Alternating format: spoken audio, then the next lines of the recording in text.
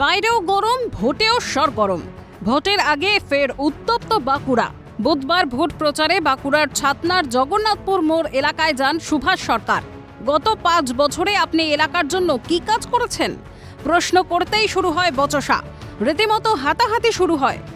একজন ওকে জিজ্ঞেস করলো যে 5 বছরে আপনি কি কাজ করেছেন জনসাধারণের জন্য। তখন তারপর দেখলাম যে তিনি তো উত্তর দিলেন না এবং তিনি তাকে গলা ধাক্কা দিয়ে তার কর্মীরাকে সহ নিয়ে তাকে মারধরের চেষ্টা উপক্রম করলেন বা মারধরেও গলা ধাক্কি করলেন। প্রচারে বেরিয়েছে, অর্থাৎ সুভাষ সরকার প্রচারে ফেরার পথে ওনাকে ডাইরেক্ট আমি প্রশ্ন করি যে আপনি 5 বছর এমপি থাকার সময় আপনি আপামর জনসাধারণের জন্য কি কাজ করেছেন। এই কথা আমার প্রশ্ন করার আগে কোনো উত্তর দেয় না, আমাকে গলা ধাক্কা দেয় এবং আমার সাথে যে আমার পিএ থাকে তাকে মারতে শুরু করে। ওনারা ভয় পাচ্ছেন, সারা জীবনে এখানে আসেন না, পিসি সরকার হয়ে গেছেন, এখন সুভাষ সরকার তো নয়, উনি তো একজন পিসি সরকার হয়ে গেছেন।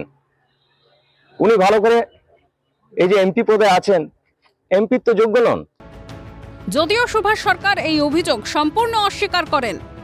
অবান্তর কথা, ভারতীয় জনতা পার্টি এরকম কোনো মতেই করার লোক নয়, কিন্তু তারা প্রতিরোধ করতে জানে, পাঁচ নিয়ে আসলে প্রতিরোধ করতে জানে।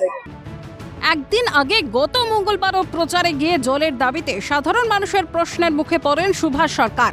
ঠিক তার পরদিন প্রায় একই ছবি।